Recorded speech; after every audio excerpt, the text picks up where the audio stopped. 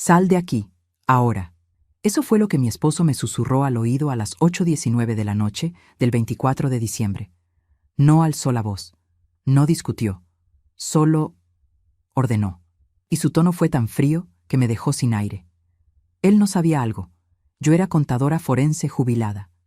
35 años viendo fraudes donde otros veían suerte o regalos. 35 años aprendiendo una regla simple. Cuando una historia no cuadra, los números gritan. En esa casa, esa noche, los números ya estaban gritando. Tomé mi bolso con manos firmes. Sonreí desde lejos a mi hija como si nada. Nos vamos temprano, corazón. Tu papá no se siente bien. Mi voz salió perfecta, demasiado perfecta. Solo cuando Roberto cerró las puertas del auto y activó el seguro central, vi el papel que llevaba apretado en la mano, arrugándolo sin darse cuenta. Patricia, tragó saliva. Mira lo que encontré escondido detrás del retrato de tu madre. Lo que ese papel iba a revelar en los próximos 90 segundos no solo iba a romper mi Navidad, iba a destruir 28 años de familia perfecta. Y en exactamente 14 días mi hija estaría llorando, rogándome que la perdonara. Pero antes, tienes que entender por qué mi estómago se hundió apenas cruzamos esa puerta. La casa olía a canela y pino. Luces navideñas parpadeaban. Todo parecía correcto, hasta que mi nariz detectó algo que no pertenecía ahí. Perfume caro. De esos que cuestan lo mismo que una semana de comida. Y mi hija, Sofía, nunca habría podido pagarlo con su salario de maestra. Apoyé la mano en el pasamanos de la escalera. Frío, metálico, nuevo. 3 meses atrás era madera vieja. ¿Renovaron?, pregunté. Sofía sonrió con esa sonrisa que conozco desde que tenía 5 años. La sonrisa que usaba cuando escondía algo. Ah, sí. Pequeños cambios, mamá. Pequeños. Claro, un pasamanos así no es pequeño. Es caro. Empecé a contar. Yo había venido lista para ser feliz. Traía regalos. Traía el pastel de 3 leches que Sofía amaba desde niña. Me puse mis perlas, mis únicas joyas de verdad. Quería una noche tranquila. Y entonces vi el sofá. Cuero italiano, gris perla, perfecto, de revista, de esos que no se compran porque sí. ¡Qué hermoso!, dije tocándolo. Daniel, mi yerno, apareció desde la cocina, casual, demasiado casual. ¿Te gusta? Fue un regalo, regalo. Esa palabra se me quedó flotando en la cabeza como humo, porque cuando alguien dice regalo, casi siempre está diciendo no preguntes. Roberto me apretó la mano. Él también lo vio. Mi esposo trabaja en construcción desde hace 40 años. Él sabe cuánto cuesta el mundo. Me devolví el apretón con suavidad. Después hablamos. Por ahora sonrisas. Mis nietas bajaron corriendo. Emma, 7, Lucía, 5, pijamas a juego, seda. Me abrazaron gritando ¡Abuela! Y por un segundo todo se sintió normal, hasta que vi las pantuflas de Emma, nuevas, de marca. Pequeñas cosas que juntas forman una frase. Aquí hay dinero. En la cocina, el golpe final. Refrigerador de doble puerta, pantalla digital, último modelo. Roberto y yo habíamos ahorrado 2 años para algo parecido, y todavía no nos alcanzaba. Sofía, dije con voz ligera, ¿cómo va la escuela? Por una fracción de segundo vi algo en sus ojos. ¿Miedo? ¿Culpa? Bien, mamá. Todo bien. Me dio la espalda para sacar galletas del horno. Galletas decoradas, profesionales. No hechas en casa. Y ahí mi cabeza terminó la suma que ella estaba evitando. Entonces Roberto me tocó el hombro. Patricia, ¿me ayudas un momento en el auto? Olvidé un regalo. Ese tono. El tono de algo está mal. Pero antes de movernos, Daniel entró y soltó una frase como si fuera lo más normal del mundo. Sofía, cariño, ¿dónde pusiste el vino que traje de Francia? Francia. 3 meses atrás mi hija me había llamado llorando. Mamá, no podemos pagar la renta, necesito $800. Vacié mis ahorros. Le mandé el dinero. Me prometió devolverlo. Nunca lo hizo. Y ahora Vino francés. ¿Vas a ver a tu familia? Pregunté, arreglando un mantel que no necesitaba arreglo, solo para mantener mis manos ocupadas.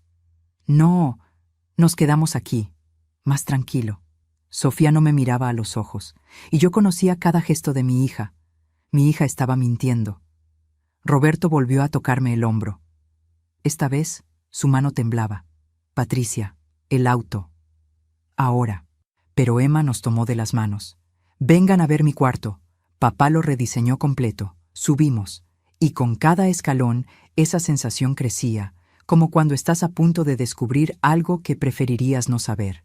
El cuarto era una fantasía. Murales, cama con dosel, estantes nuevos, juguetes caros, una casa de muñecas enorme. Demasiado. Imposible. Incompatible con no podemos pagar la renta. Roberto se acercó a la pared, fingiendo mirar la vista por la ventana. Pero sus ojos no estaban afuera. Estaban en el retrato de mi madre. Se quedó quieto. Demasiado quieto. Vi su mandíbula tensarse. Vi su mano ir al marco, como si lo estuviera enderezando. Y entonces lo vi yo también. Un sobre blanco, apenas asomando detrás del retrato. Roberto lo deslizó dentro de su chaqueta con un movimiento perfecto, invisible para cualquiera que no estuviera entrenada para notar lo que otros no ven. Su cara se quedó pálida. Patricia, susurró con la voz rota. Necesitamos irnos. Ya. Y ahí fue cuando entendí algo. Ese sobre no estaba escondido para nosotros. Pero nosotros lo encontramos igual. Antes de seguir, si ya tienes una teoría de quién está poniendo ese dinero en la casa y por qué el sobre estaba detrás del retrato de mi madre, escríbela en los comentarios. Y dime desde dónde me estás escuchando. Quiero ver hasta dónde llegó esta historia. Bajé las escaleras detrás de Roberto, con piernas que apenas me sostenían. Pero mi cara seguía tranquila, serena, como si acabáramos de tener una visita normal de Navidad. Sofía estaba en la sala, arreglando los cojines del sofá de $12,000. ¿Ya se van?, preguntó. Su voz sonó decepcionada, o tal vez aliviada. Ya no sabía distinguir. Tu papá necesita descansar, repetí. Pero estuvo hermoso, mi amor. Las niñas se ven felices. La abracé. Y en ese abrazo, por un segundo, volví a oler a mi niña, a mi Sofía, a la que mecí en mis brazos durante noches sin dormir, a la que llevé a su primer día de escuela, a la que ayudé con la tarea de matemáticas hasta las 11 de la noche durante años. Pero cuando la solté, ese olor a perfume caro volvió, como una máscara. Daniel apareció con nuestros abrigos. Fue un placer tenerlos aquí. Me besó la mejilla. Su barba recién arreglada me rozó la piel. Barba recién recortada profesionalmente, en una barbería donde el corte cuesta $65. Lo sé porque Roberto me había dicho que quería ir a una así para nuestro aniversario, pero decidió seguir yendo a la de $15, donde siempre iba.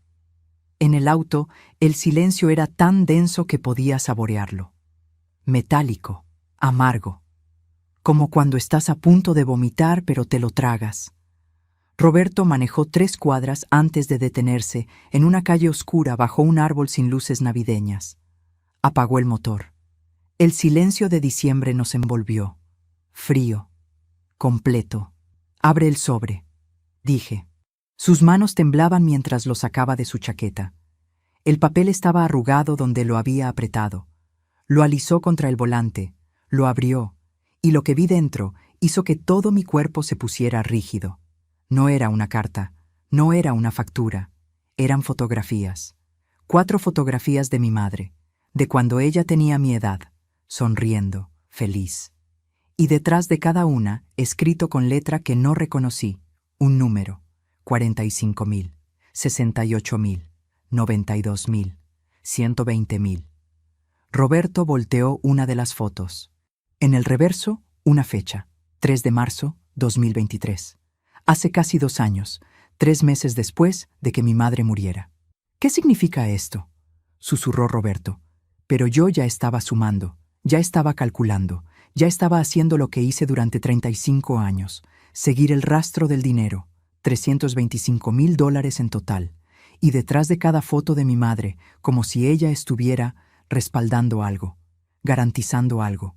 Sentí que el auto giraba aunque estábamos completamente detenidos. Mi boca se llenó de ese sabor que conoces cuando el miedo se mezcla con rabia. Roberto, dije, y mi voz sonó extraña incluso para mí. Cuando mi madre murió, ¿te acuerdas de que Sofía me pidió quedarse con todas sus cosas personales? Fotos, documentos, papeles. Roberto me miró. Sus ojos se abrieron. Dijo que quería tener los recuerdos cerca. Susurró. Dijo que era lo único que le quedaba de su abuela. Exacto. Mi hija no quería recuerdos, quería documentos. Y en ese momento, sentada en ese auto frío bajo un árbol en una calle oscura, mientras las luces de Navidad brillaban en las casas a nuestro alrededor donde otras familias eran felices, me hice una pregunta que cambiaría todo. ¿Qué más había escondido mi hija detrás de los retratos de mi madre? Y más importante, ¿quién le había dado $325,000, usando el nombre de mi madre muerta como garantía? Pero para entender cómo mi hija llegó a esto, necesito llevarte 28 años atrás, al día que nació, al día que le prometí que siempre la protegería, la promesa que, sin saberlo, la había destruido. Sofía nació a las 4:23 de la madrugada del 12 de mayo de 1997. Pesó 3 kilos 200 gramos, 52 centímetros, ojos oscuros como los míos, cabello negro como el de su padre. Lloró exactamente 11 segundos después de nacer.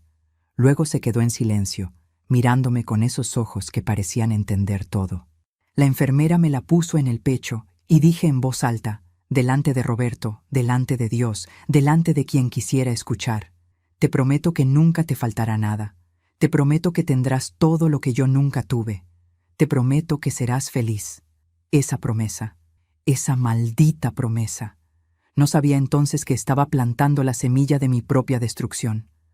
Porque cuando prometes darle todo a alguien, ese alguien empieza a creer que todo es su derecho. No su bendición, su derecho. Pero déjame ser clara, Sofía no nació así. Yo la hice así. Sofía era una niña tranquila, demasiado tranquila para mi gusto. A los 3 años, mientras otros niños gritaban y corrían en el parque, ella se sentaba a mi lado observando, siempre observando, contando, como yo. Mamá, me dijo un día, señalando a una niña con un vestido nuevo. ¿Por qué su vestido tiene más flores que el mío? Tenía 4 años. Y yo, en lugar de decirle, porque cada vestido es diferente y está bien así, le dije, no te preocupes, mi amor, el próximo mes te compro uno con más flores. Y lo hice. ¿Ves el error? Yo no. No entonces. Cada vez que Sofía veía algo que otra niña tenía, yo se lo conseguía. No inmediatamente. No soy tonta. Esperaba 1 mes, 2 meses. Lo suficiente para que pareciera que yo había ahorrado para ello, para que pareciera un sacrificio. Y era un sacrificio. Pero el tipo equivocado. Yo crecí pobre. No pobre como teníamos poco, sino pobre como a veces no había nada. Mi madre trabajaba limpiando casas 14 horas al día. Mi padre nos abandonó cuando yo tenía 6 años. Crecí usando ropa de otras niñas, zapatos remendados, útiles escolares prestados. Pero yo era inteligente, muy inteligente. Saqué una beca completa para estudiar contabilidad. Me gradué con honores, conseguí trabajo en una firma forense a los 23 años. Y me prometí algo: mi hija nunca sentiría esa vergüenza. Nunca tendría que esconder sus zapatos rotos. Nunca tendría que decir, no puedo, porque no había dinero. Así que le di, y le di, y le di. Le di clases de ballet aunque significara que yo comiera solo arroz con huevo durante semanas. Le di una fiesta de 15 años con 200 invitados aunque tuviéramos que sacar un préstamo. Le di un auto usado cuando cumplió 18, aunque Roberto y yo todavía compartíamos uno solo. Le di, le di, le di. ¿Y sabes lo peor? Cada vez que le daba algo, ella sonreía, me abrazaba, decía, gracias, mamá. Y yo sentía que estaba haciendo lo correcto, que estaba siendo una buena madre, que estaba rompiendo el ciclo de pobreza, pero no estaba rompiendo nada. Estaba construyendo una prisión. solo que yo era la prisionera, no ella. Cuando Sofía tenía 16 años, sucedió algo que debía haber visto como señal de alarma. Pero no lo hice. Era el 3 de noviembre, sábado. Ella tenía que ir a una fiesta. Llevaba semanas hablando de esa fiesta, del vestido que quería, de los zapatos que necesitaba. Yo había ahorrado $200 durante 3 meses. Los tenía guardados en un sobre marcado Vestido de Sofía. Ese sábado, a las 2 de la tarde, mi jefa me llamó. Había un fraude que necesitaban que revisara de emergencia. Trabajo de fin de semana, pago extra, $500 por 8 horas. Le dije a Sofía, mi amor, tengo que trabajar hoy, pero mañana vamos a comprarte el vestido, te lo prometo. Silencio. Luego, su respuesta. La fiesta es hoy, mamá, no mañana. Lo sé, pero mañana compramos el vestido y lo guardamos para la próxima ocasión. Más silencio. Y entonces lo vi. Vi su cara cambiar, como si alguien hubiera cerrado una puerta por dentro. Tú nunca me pones primero, dijo. Siempre es el trabajo, siempre es el dinero. ¿De qué sirve que trabajes tanto si nunca estás aquí cuando te necesito? Me quedé helada, porque ella tenía razón, y no la tenía. Sofía, trabajo para que tú puedas tener cosas. No quiero cosas, quiero que estés aquí. Hermoso, ¿verdad? Una hija que prefiere a su madre sobre las cosas materiales. Eso es lo que cualquiera pensaría. Pero eso no fue lo que pasó después. Lo que pasó fue esto. Llamé al trabajo, dije que no podía ir, perdí los $500 y llevé a Sofía a comprar su vestido esa misma tarde. Gastamos $340, más de lo que tenía planeado, pero ella estaba feliz.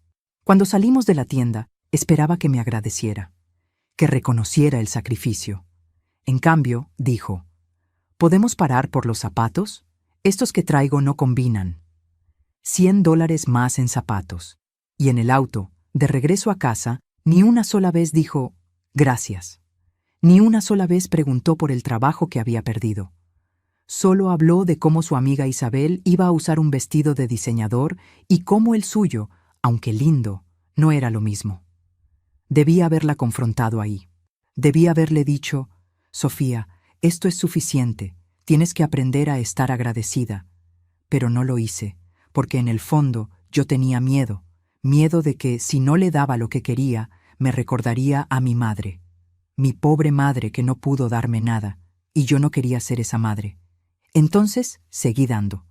Cuando Sofía entró a la universidad, conoció a Daniel. Daniel era, ¿cómo describirlo? Encantador, alto, bien parecido. Venía de una familia con dinero. No mucho, pero más que nosotros. Su padre era gerente en una empresa de exportaciones. Su madre daba clases de yoga en un estudio privado.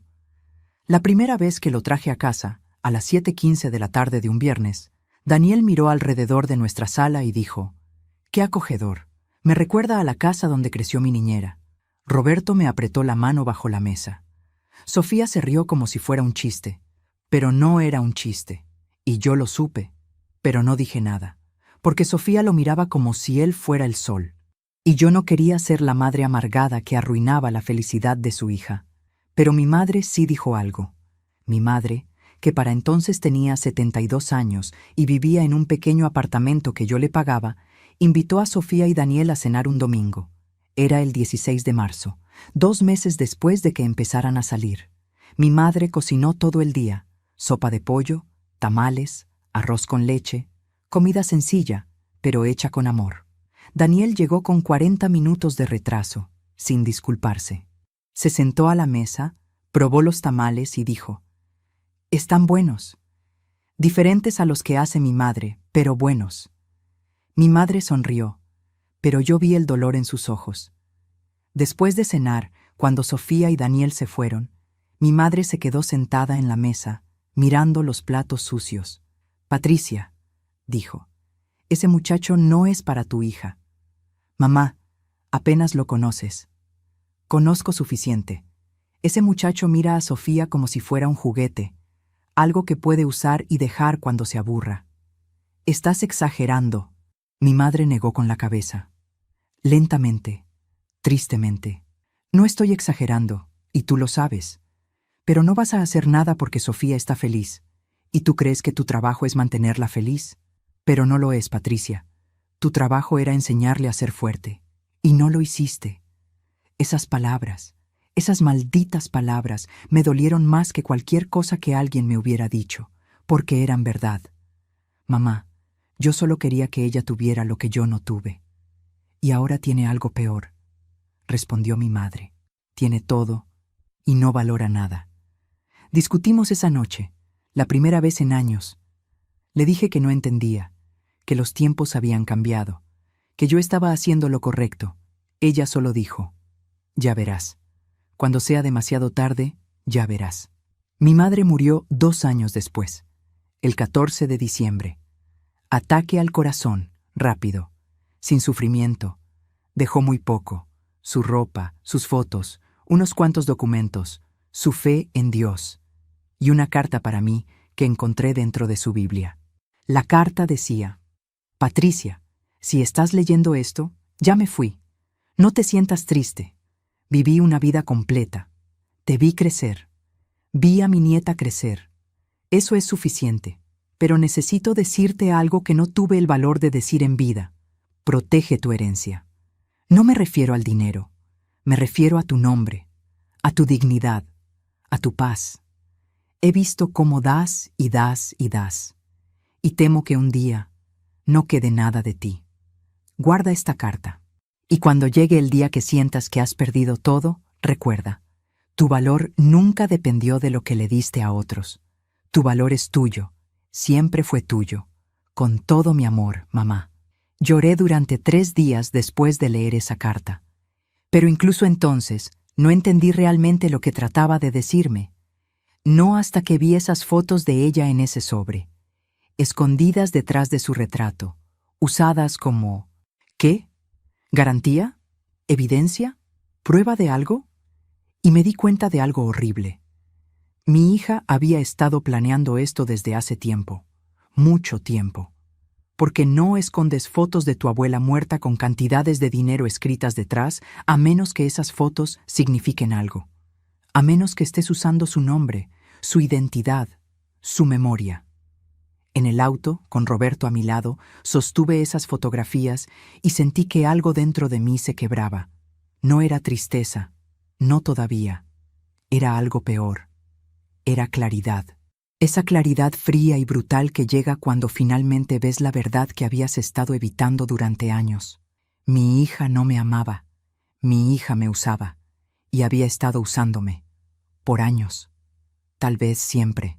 Roberto tocó mi hombro. ¿Qué vamos a hacer?, susurró.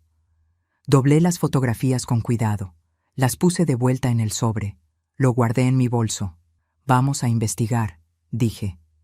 Mañana en la mañana voy a llamar a cada banco, cada institución financiera, cada lugar donde mi madre tuvo una cuenta. Y voy a averiguar exactamente qué hizo Sofía con el nombre de mi madre muerta. Y después miré a Roberto, mi esposo de 38 años, el hombre que había estado a mi lado en todo. Después, dije, y mi voz sonó como acero, voy a enseñarle a mi hija algo que debí haberle enseñado hace años, que hay cosas que el dinero no puede comprar, y una de ellas es el perdón. Faltaban 13 días para que Sofía entendiera lo que había hecho, 13 días para que su mundo perfecto se derrumbara.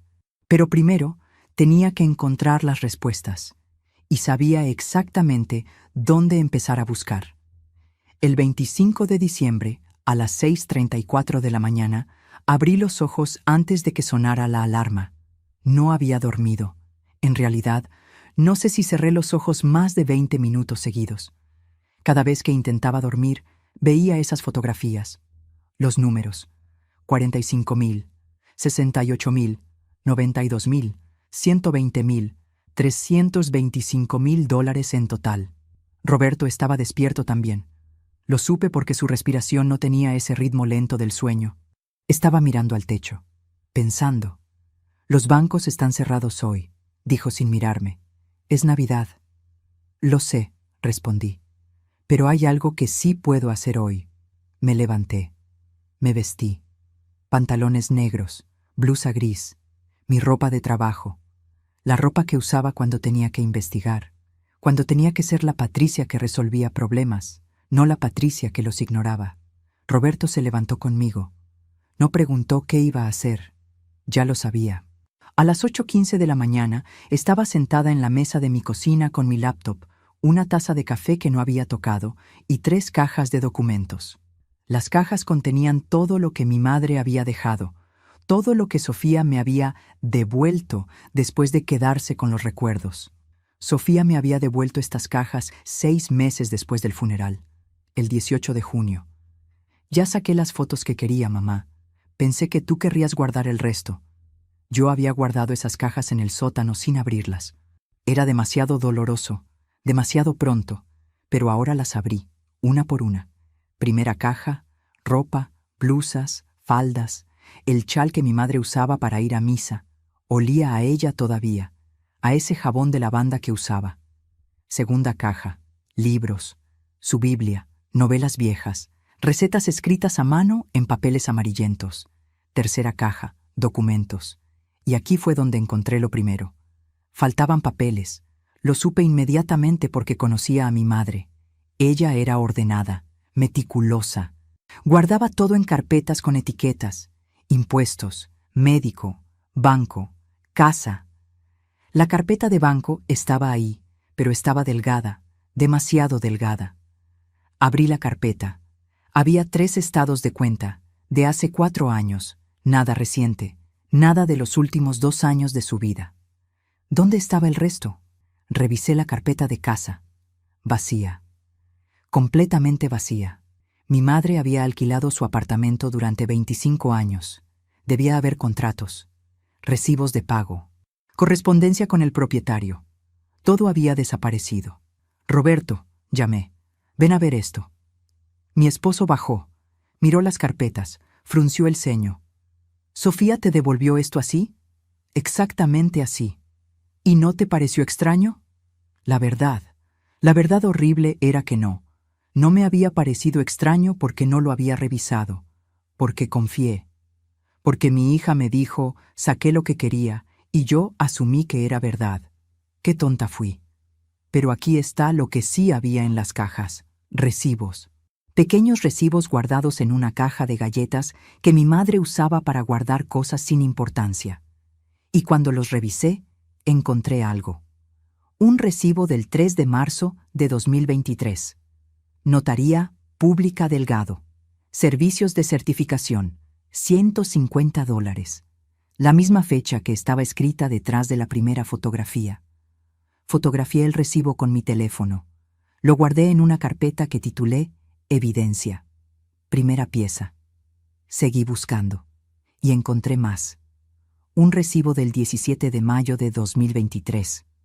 Misma notaría. $200. Otro del 4 de agosto de 2023. $180. Otro del 21 de noviembre de 2023. $220. 4 recibos. 4 visitas a la misma notaría. Todas después de que mi madre muriera. Imposible. A menos que alguien hubiera ido usando el nombre de mi madre. Usando sus documentos. Su identidad. Sentí que la habitación giraba. Me agarré de la mesa. Patricia, dijo Roberto, respira. Respiré. 1 vez, 2 veces, 3 veces. Necesito ir a esa notaría, dije. Mañana, en cuanto abran. Roberto asintió. Pero entonces dijo algo que me heló. ¿Y si Sofía no estaba sola? Lo miré. ¿Qué quieres decir? Patricia, tu hija es maestra. No sabría cómo hacer un fraude así. Alguien le enseñó. Alguien la ayudó. Daniel. El nombre apareció en mi mente como un grito. Daniel, que venía de familia con dinero. Daniel, que estudiaba finanzas. Daniel, que siempre hablaba de inversiones y oportunidades y hacer crecer el capital. Daniel, que había convencido a Sofía de casarse 3 meses después de graduarse. ¿Para qué esperar?, había dicho. Cuando sabes que es correcto, es correcto. Yo había pensado que era romántico. Ahora me preguntaba si era urgencia, si necesitaba asegurar su acceso a Sofía, y a través de Sofía, a mí, y a través de mí, a mi madre. Mi madre que había muerto dejando muy poco dinero, pero muchos documentos. Documentos que en las manos equivocadas podían convertirse en... ¿Qué? ¿Préstamos fantasma? ¿Créditos falsos? ¿Garantías ficticias? Cerré los ojos. Conté hasta 10. Abrí mi laptop. Y empecé a hacer lo que hago mejor, seguir el dinero. A las 2:47 de la tarde, después de 6 horas revisando, llamando a contactos viejos, buscando registros públicos en línea, encontré algo. Una LLC, Sociedad de Responsabilidad Limitada, registrada el 15 de abril de 2023, 4 meses después de la muerte de mi madre. Nombre de la compañía: Inversiones Esperanza del Valle LLC. Esperanza era el segundo nombre de mi madre. Sentí que algo dentro de mi pecho se apretaba tanto que no podía respirar. Busqué más. La LLC tenía 2 socios registrados: Daniel Méndez Torres, mi yerno, y Sofía Patricia Méndez, mi hija, usando su nombre de casada, no su apellido de soltera, que era el mío. Había más. La LLC había solicitado 3 préstamos comerciales en los últimos 18 meses. $75,000 en junio de 2023. $120,000 en noviembre de 2023. $130,000 en marzo de 2024. Total, $325,000. Los mismos números que estaban escritos detrás de las fotografías de mi madre. Y las garantías para esos préstamos eran... Me temblaron las manos mientras leía... propiedades heredadas y activos familiares en fideicomiso. Mentiras, todo mentiras. Mi madre no tenía propiedades, no tenía activos en fideicomiso. Solo tenía su pensión, que murió con ella, y un pequeño seguro de vida de $15,000 que yo usé para pagar su funeral. Pero si presentabas los documentos correctos, si tenías una notaría que certificara documentos falsos, si sabías cómo manipular el sistema, podías crear una historia de una anciana que había dejado propiedades, una historia que los bancos creerían, por un tiempo, hasta que vinieran a cobrar. Y entonces comprendí algo peor. Los pagos de esos préstamos tenían que estar vencidos ya, tenían que estarlo, porque no había propiedades reales, no había forma de pagarlos, a menos que estuvieran usando otro dinero de otro lugar. Busqué más. Y lo encontré. Una demanda. Presentada el 3 de diciembre, hace 3 semanas. Banco Nacional contra Inversiones Esperanza del Valle LLC. Por falta de pago, por documentación fraudulenta, me quedé helada. Por usar la identidad de una persona fallecida para obtener crédito. La demanda nombraba específicamente a Daniel Méndez Torres y Sofía Patricia Méndez, y también nombraba, como parte implicada, a Patricia Elena Ruiz de Hernández. Me nombraban a mí, porque yo era la hija de la fallecida. Porque, según los documentos que ellos habían presentado, yo era beneficiaria del fideicomiso familiar. Me estaban arrastrando a su fraude, sin que yo lo supiera, sin mi permiso, sin mi conocimiento. Pero para el banco, para la corte, yo era cómplice. O al menos eso parecía. Roberto, mi voz salió como un susurro. Roberto, ven aquí. Ahora. Mi esposo corrió desde la sala, vio mi cara, vio la pantalla, y vi cómo su rostro se ponía del mismo color gris que yo sentía por dentro. Dios mío, susurró. Patricia, ellos te involucraron, te pusieron en medio de esto. No solo eso, dije, y mi voz temblaba. Mira la fecha de la demanda. 3 de diciembre. Hace 3 semanas. ¿Y sabes qué pasó exactamente una semana después? Roberto negó con la cabeza. Sofía me llamó, dije. El 10 de diciembre. Me invitó a pasar Navidad en su casa. Me dijo que hacía mucho que no nos veíamos, que las niñas me extrañaban, que quería que fuera una Navidad especial. Ahora todo tenía sentido. La horrible, horrible claridad. Me habían invitado para que viera la casa renovada, los muebles caros, las cosas que no podían pagar, para que yo les preguntara cómo lo habían conseguido, y entonces ellos me dirían sobre el fideicomiso de mi madre, sobre la herencia que yo no sabía que existía, Me convencerían de firmar algo, cualquier cosa que legitimara el fraude que ya habían cometido. Iban a usarme para tapar sus mentiras. Y si yo me negaba, si yo descubría la verdad, ya era demasiado tarde. Porque mi nombre ya estaba en los documentos, ya era parte de esto, o eso creían ellos. Pero ellos no sabían algo. Yo era contadora forense. Pasé 35 años destapando exactamente este tipo de fraudes. Sabía cómo funcionaban, sabía cómo deshacerlos, y sabía cómo protegerme. Miré el reloj, 4:12 de la tarde del 25 de diciembre. Faltaban 12 días para el 7 de enero, la fecha de la audiencia preliminar según la demanda. 12 días para reunir evidencia de que yo no sabía nada. 12 días para probar mi inocencia. Y 12 días para decidir algo mucho más difícil. ¿Protegía a mi hija? ¿O me protegía a mí misma? Porque no podía hacer ambas cosas, no esta vez. A veces confiamos demasiado en quienes no lo merecen. Les damos todo. Nuestro tiempo, nuestro dinero, nuestro nombre. Y ellos lo toman como si fuera su derecho. ¿Tú también has sido traicionado por alguien en quien confiabas completamente? Comparte tu historia en los comentarios.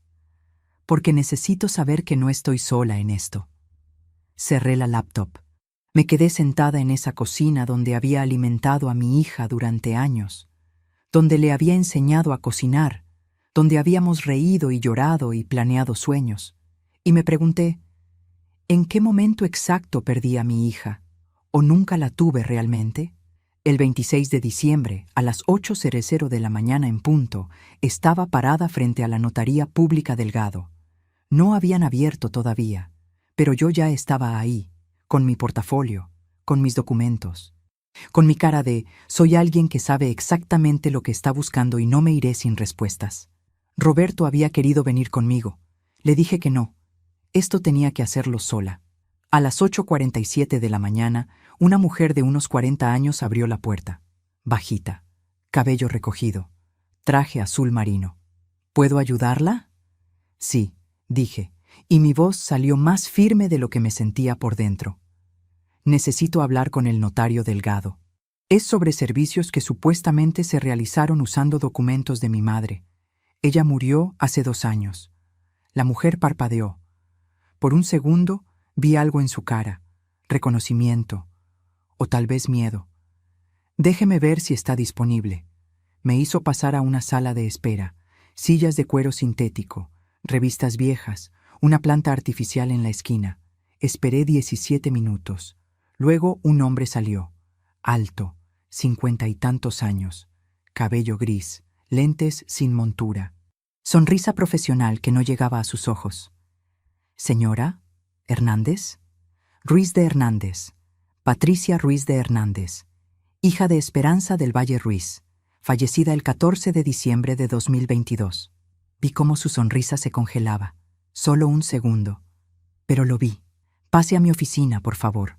Su oficina olía a café viejo y papel, escritorio de madera oscura, títulos en las paredes, fotografías con personas importantes, el decorado perfecto de alguien que quiere que confíes en él. ¿En qué puedo ayudarla? Saqué los recibos. Los puse sobre su escritorio, uno por uno. Estos recibos están fechados después de la muerte de mi madre. 3 meses después.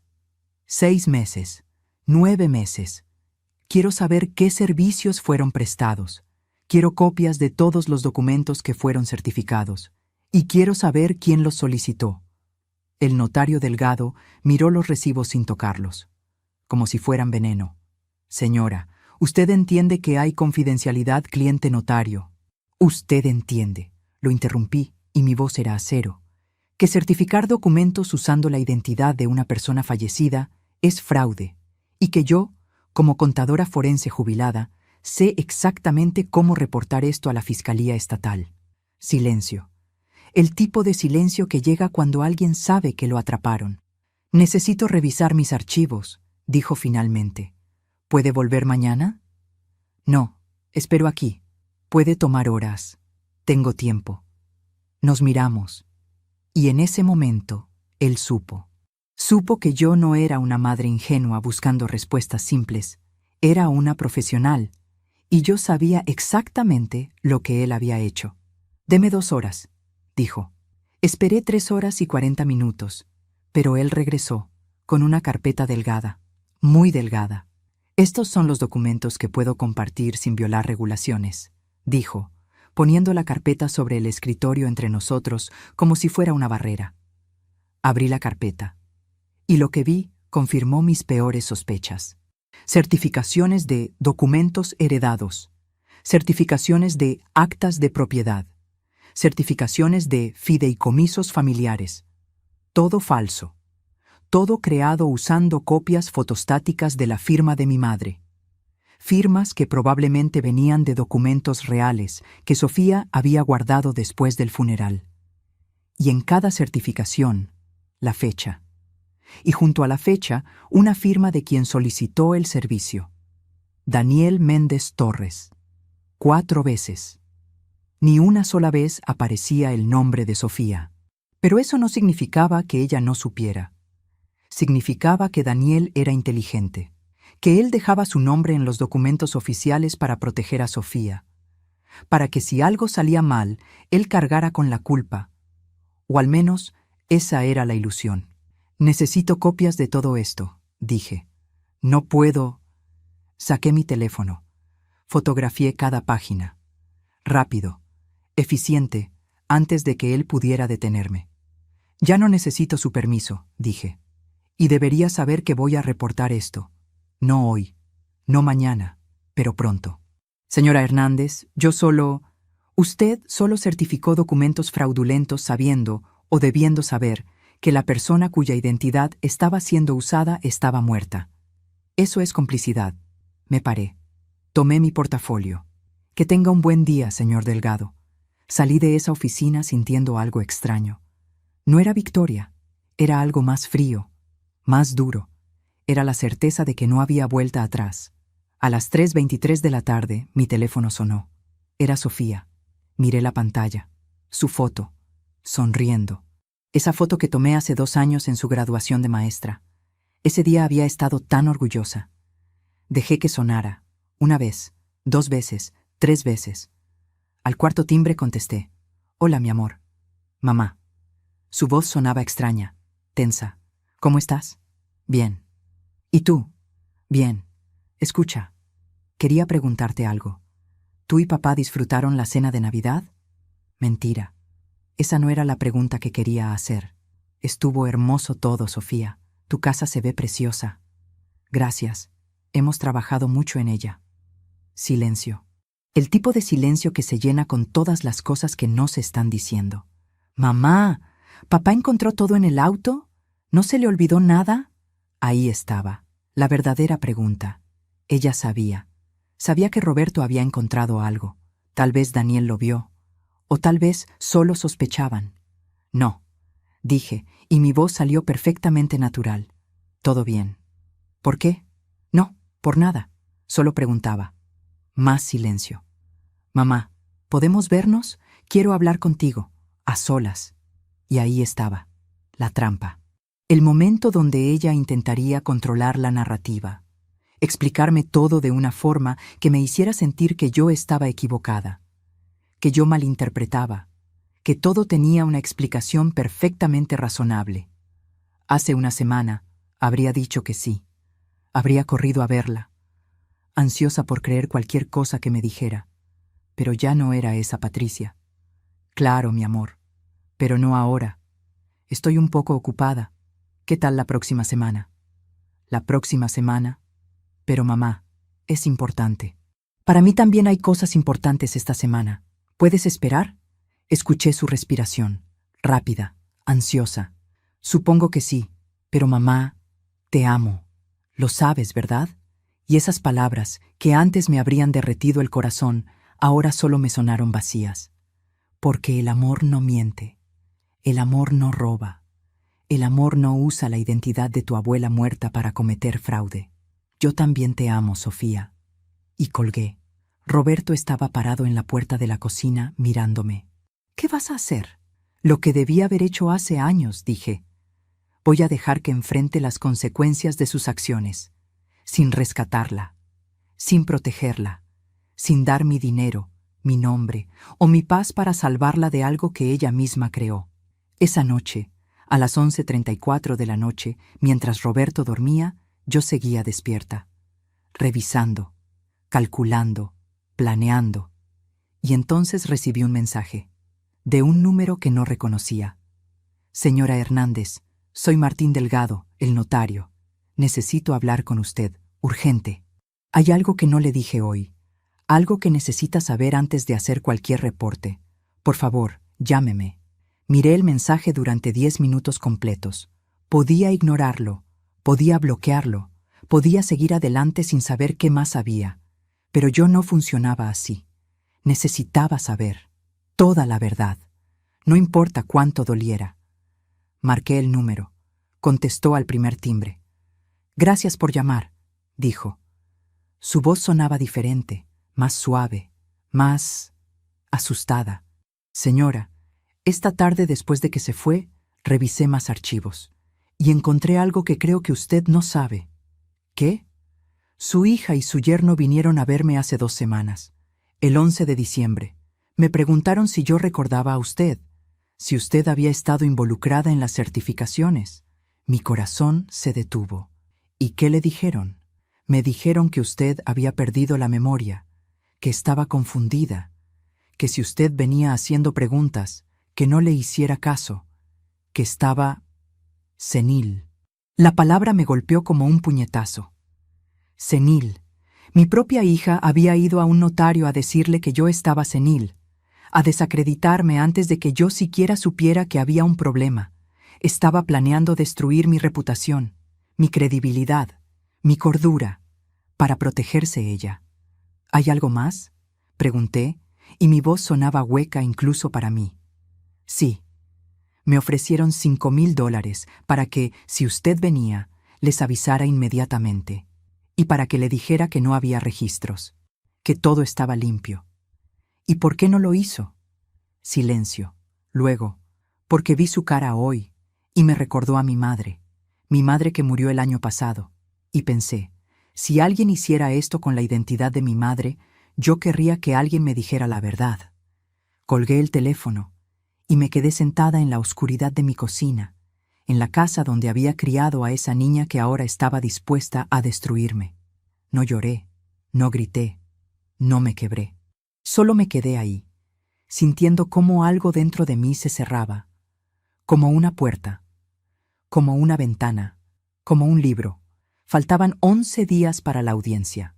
11 días para que Sofía entendiera que había subestimado a la mujer que le había dado la vida. Porque yo no era senil. Yo no estaba confundida. Yo estaba perfectamente lúcida. Y ahora estaba perfectamente lista para hacer lo que tenía que hacer, aunque significara perder a mi hija para siempre. El 27 de diciembre, a las 7:15 de la mañana, llamé a Beatriz Solano. Beatriz era abogada. No cualquier abogada. Era especialista en fraude financiero y defensa penal. Habíamos trabajado juntas en 4 casos hace 10 años, cuando yo todavía estaba en activo. Ella había ganado los 4. Patricia, contestó al tercer timbre. ¿Cuánto tiempo? ¿Cómo estás? Necesito tu ayuda y necesito que nadie sepa que te contraté. Silencio. Luego, ¿qué pasó? Le conté todo. Los préstamos, los documentos falsos, la notaría, mi nombre en la demanda, las fotografías, los recibos y lo último, mi hija diciéndole al notario que yo estaba senil. Cuando terminé, Beatriz no habló por casi 1 minuto completo. Solo escuché su respiración, pensando, calculando. Patricia, dijo finalmente, esto es grave, muy grave. Si no te defiendes correctamente, podrías enfrentar cargos criminales. El banco podría argumentar que tú estabas involucrada desde el principio. Lo sé. ¿Y tu hija? Mi hija, dije, y mi voz no tembló ni una sola vez. Va a enfrentar las consecuencias de lo que hizo. Entiendo. Dame 24 horas. Voy a revisar la demanda, los documentos que me enviaste y voy a preparar una estrategia. Pero, Patricia, necesito que entiendas algo. Para protegerte a ti, voy a tener que atacarla a ella, duramente. Lo sé. ¿Estás segura? Es tu hija. Cerré los ojos. Vi a Sofía bebé, Sofía niña, Sofía adolescente, Sofía adulta. Todas las versiones de ella pasaron por mi mente como una película en cámara rápida. Y luego vi las fotografías de mi madre, los números, la palabra senil. Estoy segura. Colgué. Roberto estaba sentado en la mesa del desayuno, mirándome con esos ojos que conocía tan bien. Ojos llenos de preocupación, de tristeza, de amor. No hay vuelta atrás después de esto, dijo suavemente. No hay vuelta atrás desde que ella decidió usar el nombre de mi madre muerta para robar $325,000. Roberto asintió, y entonces hizo algo que no esperaba.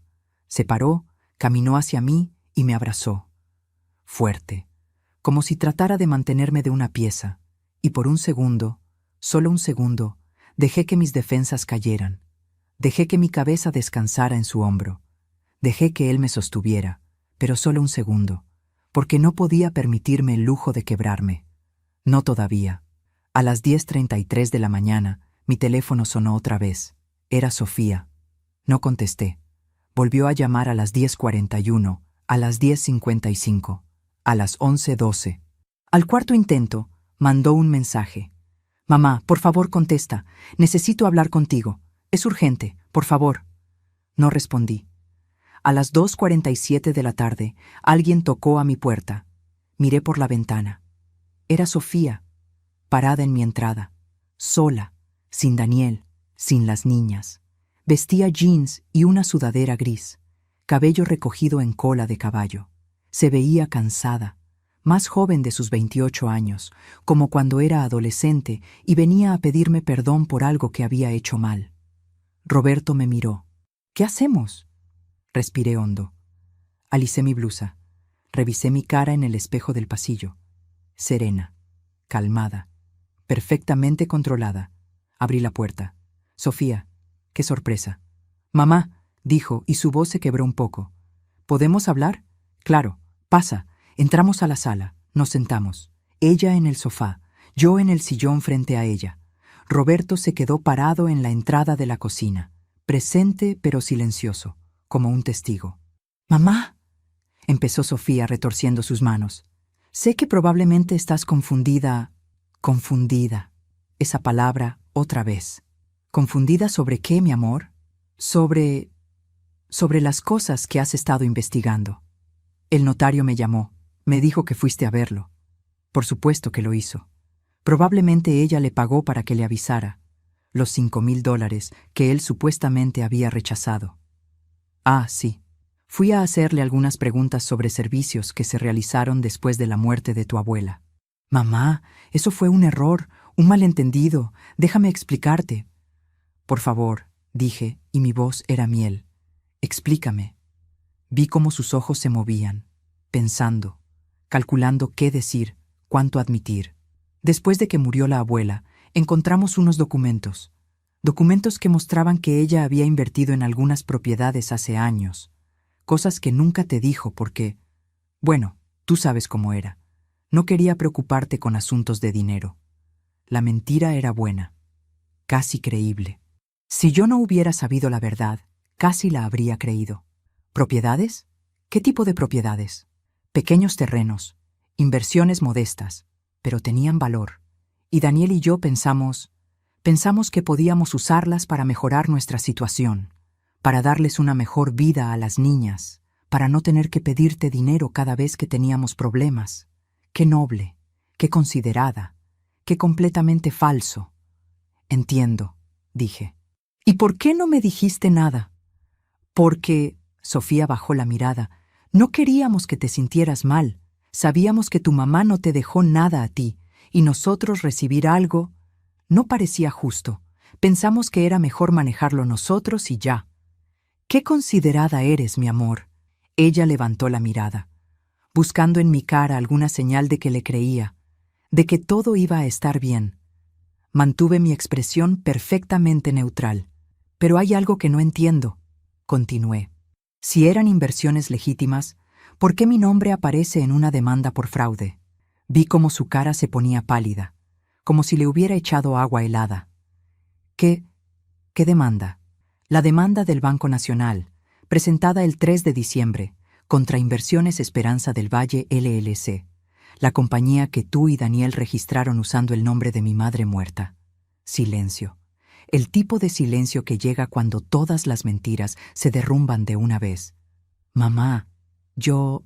Y lo más interesante, seguí, y mi voz seguía siendo suave, casi amable, es que mi nombre aparece como parte implicada, como beneficiaria de un fideicomiso que nunca existió, como coconspiradora de un fraude que nunca cometí. Y me pregunto, Sofía, ¿cómo llegó mi nombre ahí si esto era solo un malentendido? Lágrimas empezaron a caer por sus mejillas, pero no eran las lágrimas de cuando era niña. No eran lágrimas de arrepentimiento genuino. Eran lágrimas de pánico. Me atraparon. «Mamá», fue Daniel. Él dijo que era la única manera, que necesitábamos tu nombre para que todo se viera legítimo. Pero yo nunca quise involucrarte. Te lo juro. Yo solo. ¿Tú solo qué?, pregunté. ¿Solo robaste la identidad de tu abuela muerta? ¿Solo usaste documentos falsos para obtener $325,000? ¿Solo trataste de destruir mi reputación diciéndole al notario que yo estaba senil? Su boca se abrió. Cerró. Abrió otra vez. ¿Cómo sabes? Sé muchas cosas, Sofía. Soy contadora forense. ¿Recuerdas? Pasé 35 años encontrando fraudes, y el tuyo, lamentablemente, no fue muy sofisticado. Se paró. Caminó hacia mí. Intentó tomar mis manos. Mamá, por favor, podemos arreglar esto. Podemos... Me paré también. Di un paso atrás, fuera de su alcance. No, dije simplemente. No podemos. Pero soy tu hija, soy tu única hija. No puedes dejarme enfrentar esto sola. Piensa en las niñas, piensa en Emma y Lucía. Ellas te necesitan, yo te necesito. Y ahí estaba. La manipulación final. Usar a mis nietas, usar el amor, usar todo lo que ella sabía que me importaba. Hace una semana habría funcionado. Hace una semana habría vaciado mi cuenta de banco. Habría vendido mi casa. Habría hecho cualquier cosa para salvarla. Pero esa Patricia murió la noche del 24 de diciembre, a las 8:19 de la noche, cuando mi esposo me dijo, «Sal de aquí ahora». Mientras te cuento esto, me pregunto desde dónde podrías estar escuchándome. ¿Desde qué ciudad? ¿Desde qué país? Escribe tu ubicación en los comentarios. Quiero saber hasta dónde han llegado mis palabras, hasta dónde ha viajado esta historia que nunca pensé que tendría que contar. Sofía, dije, y mi voz era hielo. Voy a darte un consejo, el único que te voy a dar. Contrata un abogado, un buen abogado, y dile la verdad, toda la verdad, porque en 5 días hay una audiencia preliminar, y en esa audiencia mi abogada va a presentar evidencia de que yo no sabía nada, de que mi nombre fue usado sin mi consentimiento, de que soy una víctima en esto, no una cómplice. No puedes hacerme esto. Soy tu hija. Y yo soy tu madre, la madre que te dio todo, absolutamente todo. Y lo único que pedía a cambio era respeto, honestidad, amor real. Y tú no pudiste darme ni una de esas cosas. Mamá, por favor, creo que es hora de que te vayas. Sofía me miró, y en sus ojos vi algo que me heló la sangre. No era arrepentimiento, no era vergüenza, era rabia, rabia pura. Como si yo fuera la que había hecho algo malo, como si yo fuera la culpable. «Vas a arrepentirte de esto», dijo, y su voz había cambiado completamente. «Cuando Emma y Lucía pregunten por qué su abuela no está en sus vidas, cuando sepan que elegiste el dinero sobre tu propia familia, vas a arrepentirte». Y ahí estaba, la amenaza, el arma final. Usar a mis nietas como rehenes emocionales. «Cuando tus nietas crezcan», dije, y mi voz no tembló ni un poco, «les voy a mostrar exactamente los documentos que demuestran lo que su madre hizo, y ellas van a decidir quién es la villana en esta historia». Sofía se dio vuelta y caminó hacia la puerta. La abrió con tanta fuerza que golpeó la pared. Se detuvo en el umbral. Se volteó. Esto no termina aquí. No, dije. Termina el 7 de enero, a las 9:00 de la mañana, en la sala de audiencias del juez Morales. Te veré ahí. Se fue. Escuché su auto arrancarse.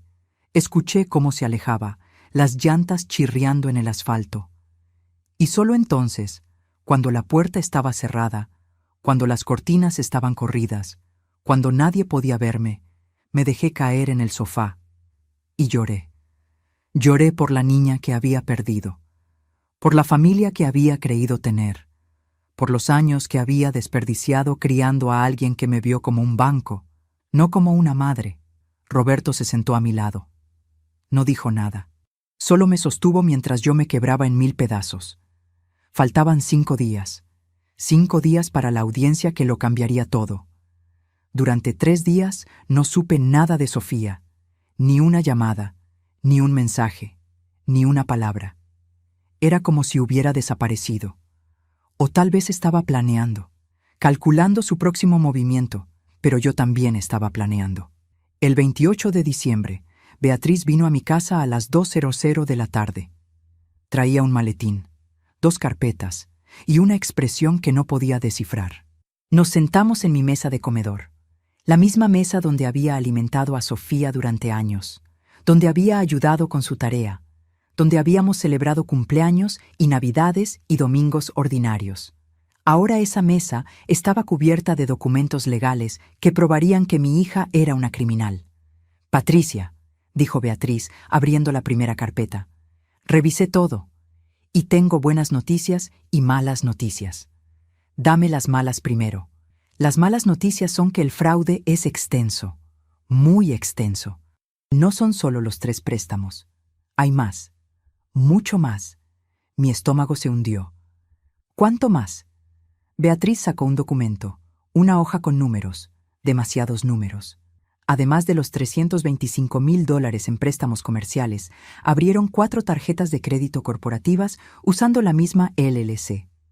Total de deuda en tarjetas, $87,000. También solicitaron una línea de crédito con garantía hipotecaria, mintiendo sobre la propiedad de una casa. Otros $95,000. Y, respiró hondo, establecieron una cuenta de inversión falsificando tu firma como cofirmante. Retiraron $43,000 de esa cuenta. Hice el cálculo en mi cabeza. Años de práctica hacían que los números aparecieran automáticamente. $550,000, susurré. Más de $500,000. Exacto. Me quedé mirando ese número, intentando procesar la magnitud. $500,000. Robados, usando el nombre de mi madre muerta y el mío. ¿Y las buenas noticias? Beatriz sonrió, pero no era una sonrisa feliz. Era una sonrisa de guerrera. Las buenas noticias son que tengo suficiente evidencia para demostrar que tú no sabías nada. Los recibos del notario que conseguiste. El testimonio del notario de que tu hija le dijo que tú estabas senil. El hecho de que tu firma nunca aparece en ningún documento original, solo en copias fotostáticas obviamente falsificadas. Y algo más que encontré. ¿Qué? Rastreé los gastos de la LLC. ¿Sabes en qué gastaron el dinero? Negué con la cabeza. Renovaciones de la casa, $178,000. Auto nuevo para Daniel, $85,000. Vacaciones en Europa, Caribe y Cancún, $62,000. Ropa de diseñador, $34,000. Joyas, $28,000. Muebles de lujo, $43,000. Escuela privada para las niñas, $36,000 al año. Y esto es lo mejor. Durante el mismo periodo que estaban sacando estos préstamos, Sofía te pidió dinero prestado 3 veces. Necesito que me des las fechas y cantidades exactas. Fui a mi estudio. Saqué mi registro personal. Siempre he llevado un registro de cada peso que entra y sale de mi vida. Hábito de contadora. Volví con mi libreta. 14 de septiembre de 2023. $800 para la renta. 3 de febrero de 2024. $1,200 para reparar su auto. 17 de junio de 2024. $650 para medicamentos de las niñas. Beatriz escribía. Su sonrisa se hacía más grande. Perfecto. Esto demuestra que mientras ellos tenían acceso a más de $500,000 robados, te estaban pidiendo prestado dinero a ti para gastos básicos. Eso muestra premeditación, manipulación, crueldad calculada. ¿Eso ayuda a mi caso? Patricia, eso no solo ayuda a tu caso, eso destruye el de ellos. Ningún juez va a creer que tú eras cómplice cuando tu propia hija te estaba sacando dinero mientras gastaba miles en carteras de diseñador. Por primera vez en días, sentí algo parecido a alivio. Pequeño, frágil, pero ahí. ¿Qué sigue? Ahora preparamos tu declaración para la audiencia. Y Patricia, aquí es donde necesito que seas brutalmente honesta conmigo. ¿Hay alguna posibilidad, cualquier posibilidad, de que tu hija pueda argumentar que tú sabías algo? ¿Alguna conversación donde mencionaron inversiones? ¿Algún documento que firmaste sin leer? Pensé. Revisé cada conversación de los últimos 2 años en mi mente, cada llamada, cada visita, cada mensaje. Y entonces recordé algo. Espera, dije. El año pasado, en marzo de 2024, Sofía vino a visitarme. Trajo unos papeles. Dijo que eran formularios de la escuela de las niñas, que necesitaba mi firma como contacto de emergencia. Firmé 3 o 4 páginas. Vi cómo la cara de Beatriz cambiaba. ¿Leíste lo que firmaste? No completamente. Estaba apurada. Tenía una cita con el dentista. Sofía dijo que era solo formalidad, que todas las abuelas tenían que firmar lo mismo. ¿Tienes copia de esos papeles? No. Ella se los llevó todos. Beatriz cerró los ojos. Respiró hondo. Patricia, es posible que uno de esos papeles no fuera de la escuela. Es posible que fuera un formulario bancario. O peor, una declaración jurada de que tú conocías las inversiones familiares. Sentí que el piso se movía bajo mis pies. Pero yo no leí nada que dijera eso. Yo nunca habría... Lo sé. Pero si ellos tienen tu firma en un documento que dice que sabías, va a ser tu palabra contra evidencia física. ¿Qué hacemos? Beatriz abrió su laptop. Empezó a escribir rápidamente. Vamos a ser proactivos. Vamos a incluir en tu declaración que firmaste documentos sin leer porque confiabas en tu hija, que ella abusó de esa confianza, que eso es parte del patrón de manipulación. Lo convertimos de debilidad en fortaleza. Mostramos que tú eres víctima, no criminal. Trabajamos durante 4 horas. Beatriz escribiendo, yo recordando, cada detalle, cada fecha, cada conversación. Cada vez que Sofía me pidió dinero, cada vez que me mintió, cada señal que ignoré. Construimos un caso, no solo de inocencia, un caso de traición. A las 6:47 de la tarde, Beatriz cerró su laptop. Listo, tenemos todo. Mañana voy a presentar una moción separando tu caso del de ellos. Voy a argumentar que tú eres víctima, no coconspiradora. Y voy a solicitar que el banco retire tu nombre de la demanda y en su lugar te reconozca como parte afectada. Y si no funciona, funcionará. Confía en mí. Esa noche, a las 11:23, recibí un mensaje. Era de un número desconocido, pero supe quién era antes de abrirlo. Sé lo que estás haciendo. Sé que contrataste un abogado. Sé que me vas a traicionar. Pero recuerda algo, mamá. Yo tengo algo que tú nunca vas a tener otra vez. Tengo a Emma y Lucía, y si sigues adelante con esto, nunca las volverás a ver. Piénsalo bien. Mi mano temblaba sosteniendo el teléfono. Lágrimas calientes corrieron por mis mejillas. Porque esa era la amenaza que más dolía. No la cárcel, no el dinero, mis nietas. Roberto leyó el mensaje sobre mi hombro. Es ilegal, dijo. Está usando a las niñas como armas. Eso se llama alienación parental. No me importa cómo se llame, dije. Me está quitando a mis nietas. No, dijo Roberto. Ella se está quitando a sí misma, porque cuando Emma y Lucía crezcan, van a buscar la verdad, y la verdad va a estar esperándolas, en documentos, en registros, en esta historia. Y van a entender quién fue la víctima y quién fue la villana. Tenía razón, pero dolía igual. Esa noche tampoco dormí. Me quedé despierta pensando, recordando. sumando y restando. Sumé todos los años que le di todo. Resté todos los momentos donde ella eligió dinero sobre mí. El resultado era siempre el mismo: 0. No quedaba nada entre nosotras. Solo papeles legales y corazones rotos. El 30 de diciembre, 3 días antes de la audiencia, sucedió algo que no esperaba. A las 3:14 de la tarde sonó el timbre. Abrí la puerta. Era Daniel, solo, sin Sofía, sin las niñas. Vestía un traje, gris oscuro, camisa blanca, corbata azul, como si viniera de una reunión importante, o como si quisiera parecer respetable. «Patricia», dijo, «¿podemos hablar?» Todo en mi cuerpo me gritaba que cerrara la puerta, que llamara a la policía, que no lo dejara entrar. Pero la parte de mí que había investigado fraudes durante 35 años sabía algo.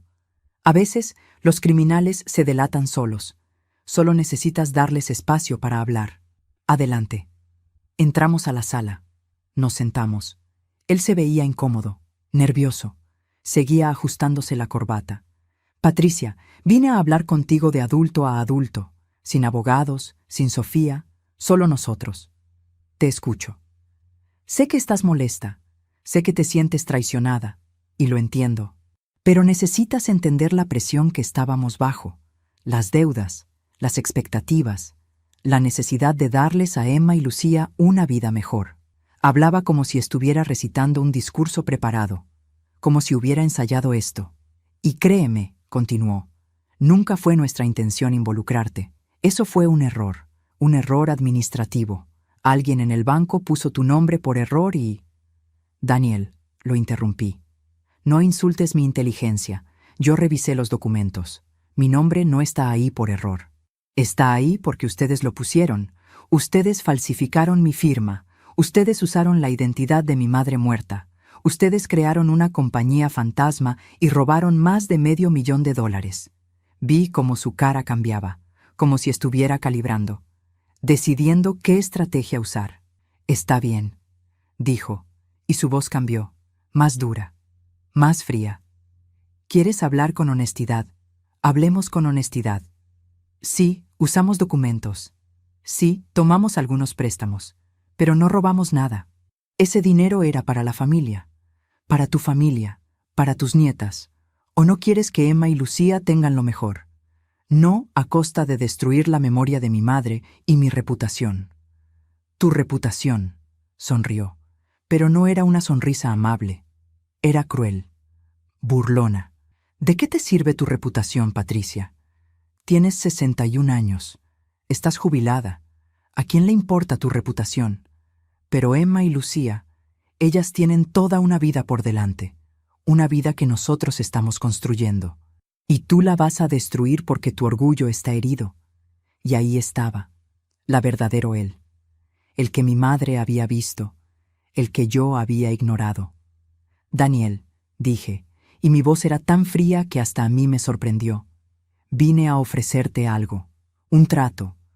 Tú retiras la demanda contra nosotros, hablas con el banco, les dices que fue todo tu idea, que Sofía no sabía nada, que yo no sabía nada, y a cambio, nosotros no presentamos cargos criminales adicionales». Me quedé en silencio, procesando lo que acababa de escuchar. «¿Me estás pidiendo que me declare culpable para salvarlos a ustedes? Te estoy pidiendo que pienses en tu familia, en tus nietas, porque si esto va a juicio, todos perdemos.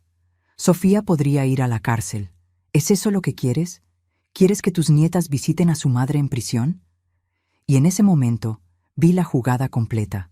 Daniel no vino a negociar.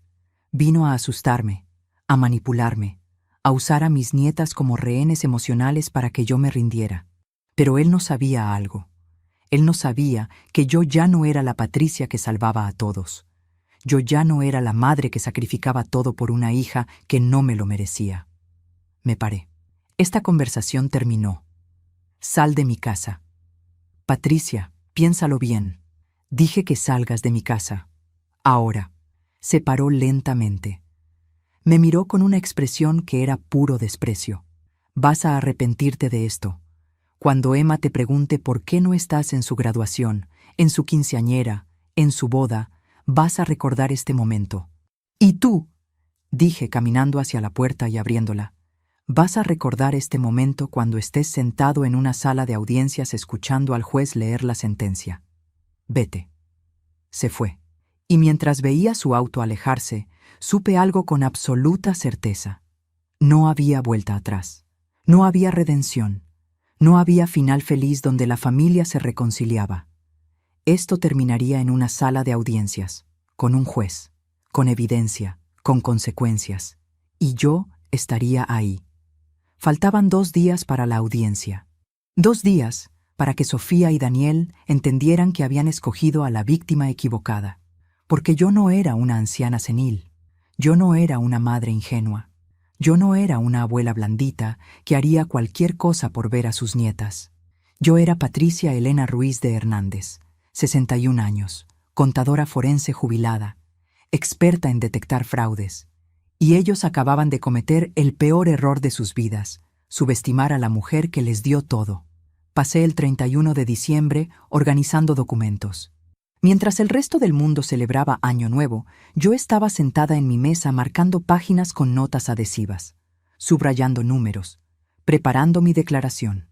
A las 11:59 de la noche, mientras afuera explotaban fuegos artificiales, Roberto y yo nos quedamos sentados en silencio. «Feliz Año Nuevo», dijo suavemente. «Feliz Año Nuevo», respondí.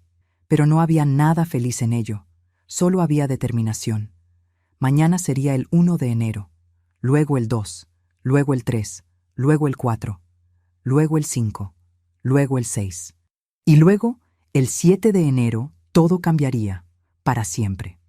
El 7 de enero, a las 6:42 de la mañana, abrí los ojos. No había dormido. Otra vez, 14 días durmiendo en fragmentos, 30 minutos aquí, 1 hora allá. Pero esa mañana era diferente. No había espacio para el cansancio. Me levanté. Me duché. El agua caliente cayendo sobre mi piel se sentía como si me estuviera lavando de algo, preparándome, como los guerreros que se bañan antes de la batalla. Me vestí con cuidado. Traje azul marino, el mismo que usaba para presentar casos importantes. Blusa blanca, perlas, zapatos negros, cabello recogido en un moño perfecto.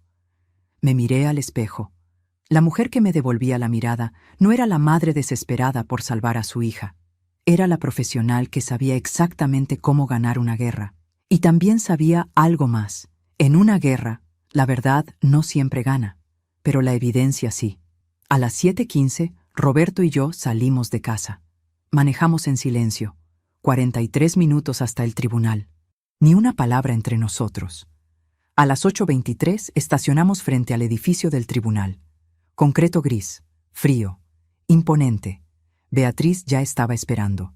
Vestía un traje negro, maletín en mano, expresión seria que no promete consuelo, promete resultado. ¿Lista? Lista. Entramos. Pasamos por seguridad.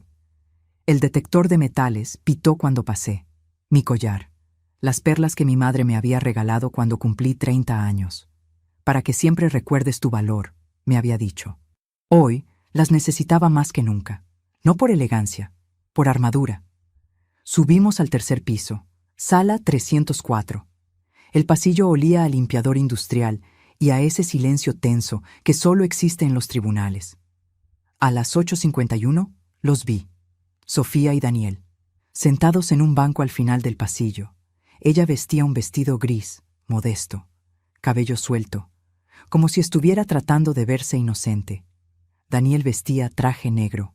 Se veía demasiado controlado para alguien que no sabía nada.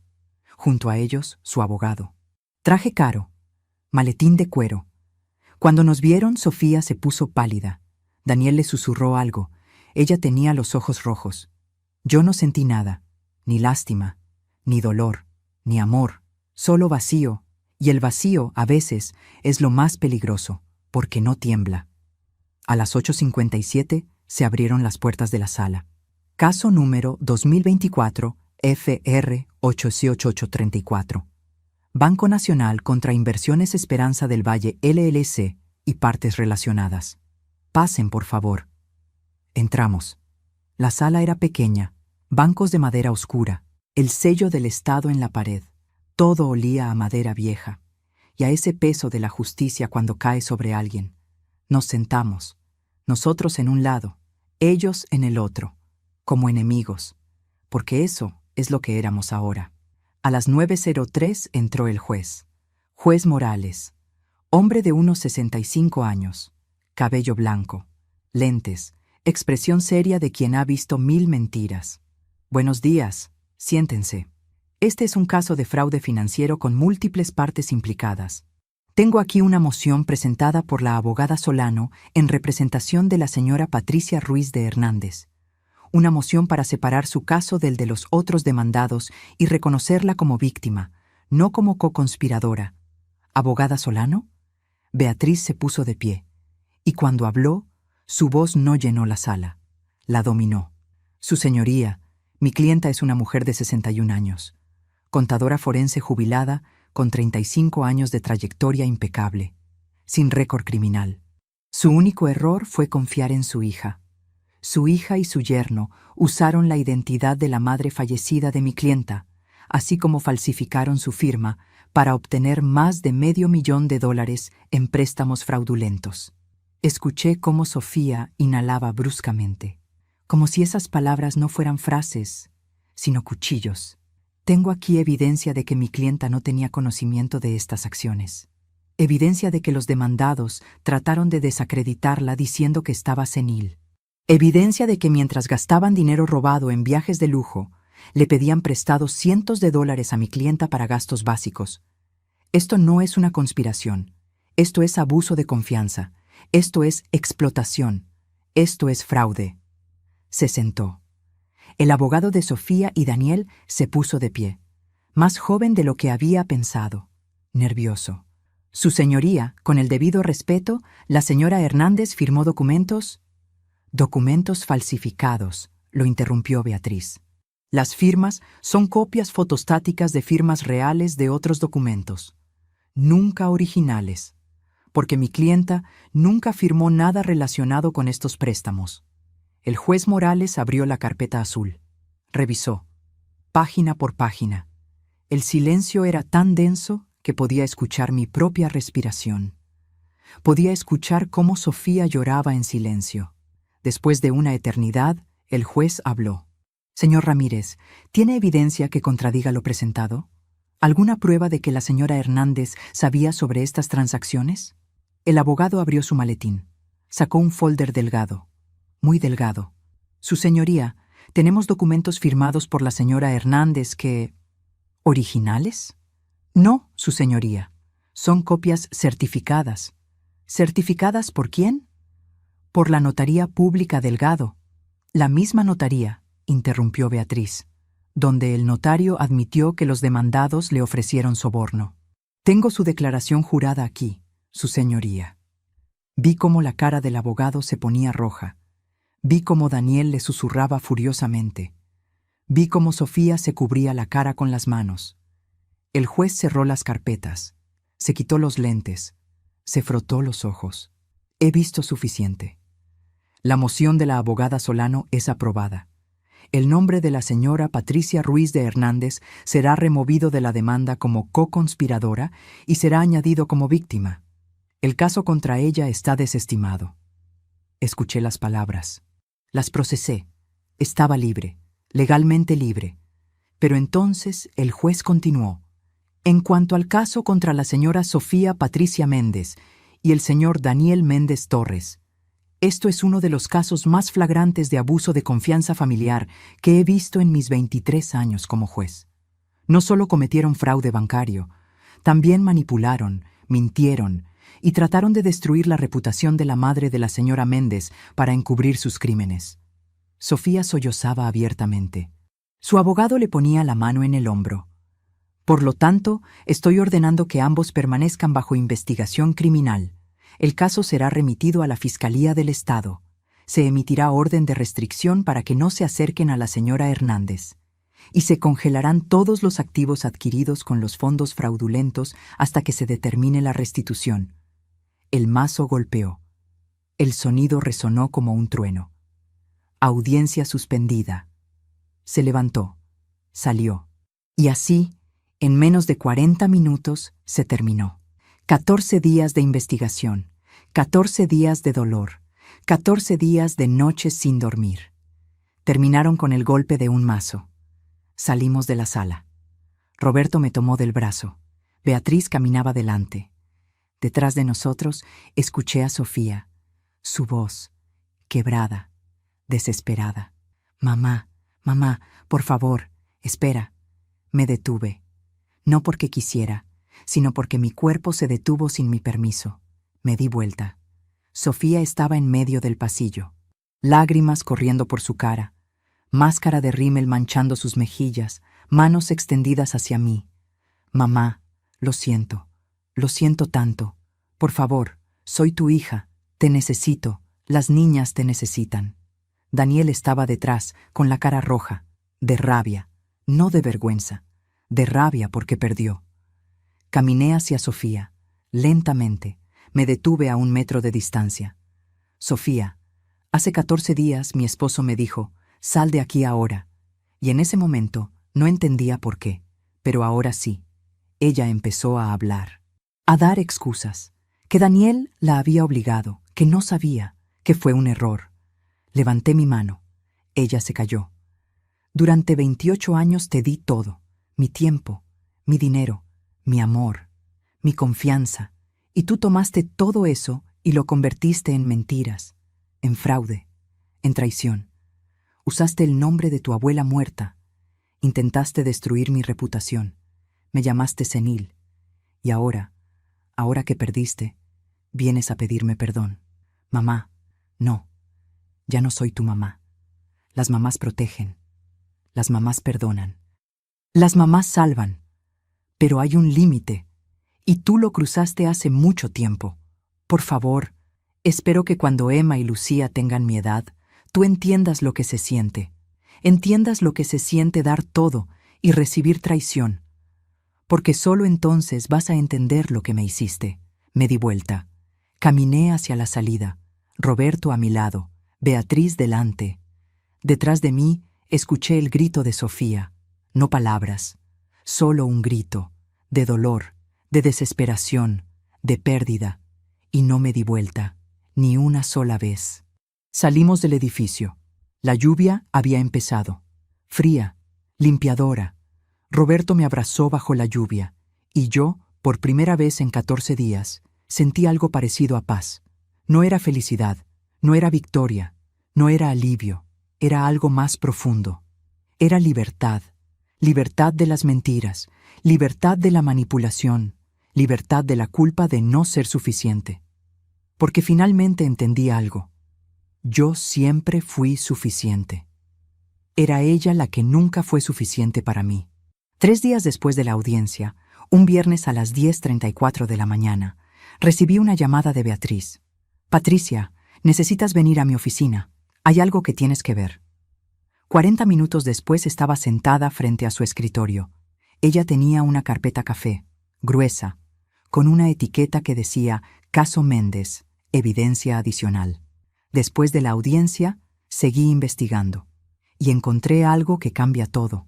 Abrió la carpeta, sacó fotografías, extractos bancarios, correos electrónicos. Patricia, el fraude no empezó hace 2 años, empezó hace 5 años, mucho antes de que tu madre muriera. ¿Qué quieres decir? Mira estas transacciones. Empezando en marzo de 2019, hay retiros regulares de la cuenta de tu madre. $500 aquí, 800 allá. Pequeñas cantidades, pero consistentes. Cada 2 o 3 semanas. Hice el cálculo mentalmente. 5 años, 26 retiros por año. Promedio de $600. $78,000. Le robaron $78,000 a mi madre mientras estaba viva. Exacto. Y aquí está lo peor. Tu madre empezó a mostrar signos de demencia en febrero de 2019. Estaba confundida. Olvidaba conversaciones. Tenía dificultad manejando sus finanzas. Yo no sabía eso. Ella nunca me dijo nada. ¿Por qué alguien más estaba manejando sus finanzas? Mira quién firmó como su cuidadora financiera en marzo de 2019. Me mostró el documento. Ahí estaba la firma. Sofía Patricia Hernández. Mi hija había tomado control de las finanzas de mi madre.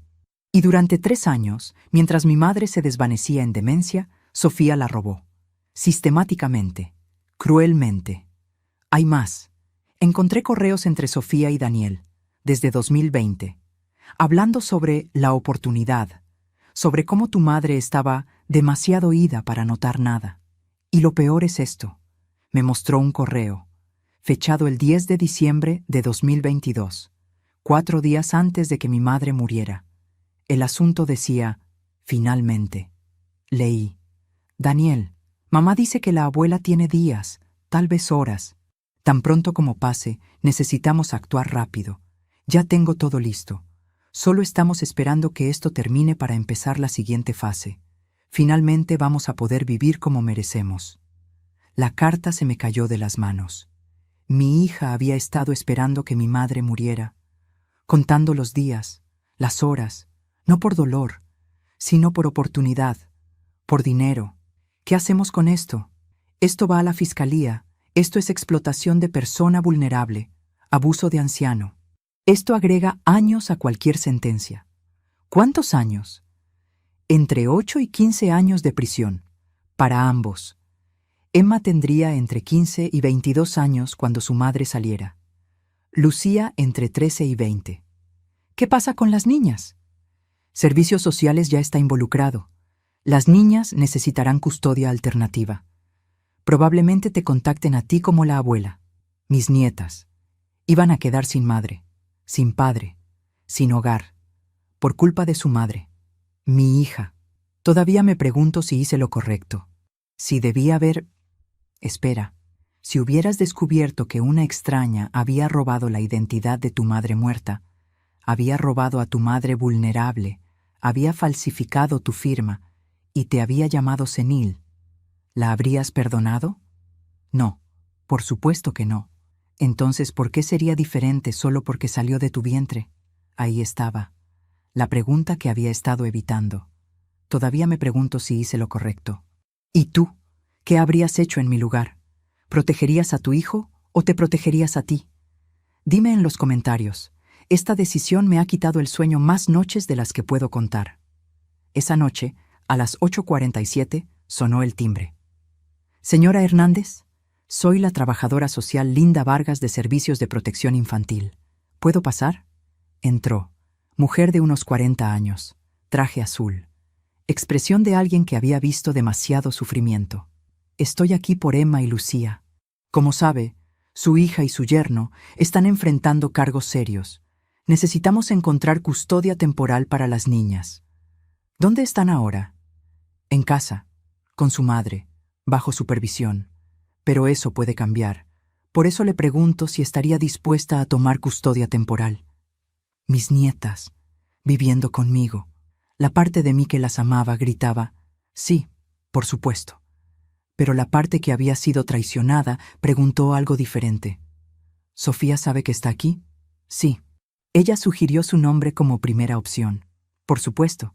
Porque así podría usar a las niñas para manipularme, para eventualmente convencerme de perdonarla. Era la jugada perfecta. Excepto por una cosa. Yo ya no era la Patricia que ella conocía. Señora Vargas, amo a mis nietas. Pero si acepto custodia, ¿Sofía tendrá derechos de visita? Probablemente sí. Supervisada, pero sí. Lo que significa que tendría que verla, regularmente. Tendría que fingir civilidad delante de las niñas mientras sé exactamente lo que me hizo. Señora Hernández, entiendo que es difícil, pero estas niñas necesitan estabilidad, necesitan amor. Y usted es su abuela. Soy su abuela. Pero también soy humana. También tengo límites. También tengo heridas que necesitan sanar. Y no sé si puedo cuidar de las hijas de alguien que trató de destruirme mientras finjo que todo está bien. ¿Entonces está diciendo que no? Vi a Emma. 7 años. Sonrisa con dientes faltantes. Vi a Lucía. 5 años. Todavía creyendo en la magia. Y luego vi a Sofía, escribiendo ese correo. Finalmente, esperando que mi madre muriera. Estoy diciendo que necesito tiempo para pensarlo. Dame una semana. La trabajadora social asintió. Dejó su tarjeta. Se fue. Los siguientes días fueron borrosos. Roberto y yo hablábamos. Yo lloraba. Él me sostenía. El 15 de enero, 11 días después de la audiencia, recibí una carta de Sofía, escrita a mano, en papel rosa. Mamá, sé que no quieres hablar conmigo, pero necesito decirte algo. Lo siento por todo, por los préstamos, por usar el nombre de la abuela, por involucrarte, por llamarte senil, por cada mentira, por cada vez que tomé tu amor y lo convertí en algo que pudiera usar. Tienes razón en todo. Te traté como un recurso, no como una madre, y ahora estoy pagando el precio. Pero mamá, Emma y Lucía no deberían pagar por mis errores. Ellas te aman, te extrañan. Me preguntan cada día cuándo van a ver a la abuela. Por favor, si no lo haces por mí, hazlo por ellas. Ellas son inocentes. No pidieron tener una madre criminal. No pidieron que su mundo se destruyera. No te pido perdón. No lo merezco. Solo te pido que cuides de mis hijas, que les des el amor que yo no puedo darles ahora, con amor que no merezco darte, Sofía. Doblé la carta. La miré durante largo tiempo. Roberto leyó sobre mi hombro. ¿Qué vas a hacer? Voy a llamar a la trabajadora social. Voy a decir que sí, que acepto custodia temporal. ¿Estás segura? No, pero Emma y Lucía son inocentes. Y los niños no deberían pagar por los errores de sus padres. Yo pagué por los errores de mi madre. Prometí que mi hija nunca pasaría por eso. Y mira cómo resultó. Tal vez el problema fue que yo le di demasiado a Sofía, pero Emma y Lucía merecen un punto medio. Merecen amor con límites, merecen estabilidad. Y si yo no se lo doy, ¿quién lo hará? Llamé a Linda Vargas. Le dije que sí. El 24 de enero, Emma y Lucía llegaron a mi casa con 2 maletas cada una y ojos confundidos. «Abuela, ¿vamos a vivir contigo ahora?» «Sí, mi amor. Por un tiempo. ¿Dónde está mamá? Mamá tiene que resolver algunas cosas, pero ella está bien y las ama mucho». Lucía me abrazó las piernas. «Te extrañé, abuela». Y en ese momento, sosteniendo a mis nietas, sentí algo que no había sentido en semanas. Era propósito. El 3 de febrero, el caso fue formalmente a juicio. Sofía y Daniel se declararon culpables como parte de un acuerdo con la fiscalía. Daniel recibió 11 años. Sofía recibió 7 años con posibilidad de libertad condicional después de 5. 5 años. Emma tendría 12.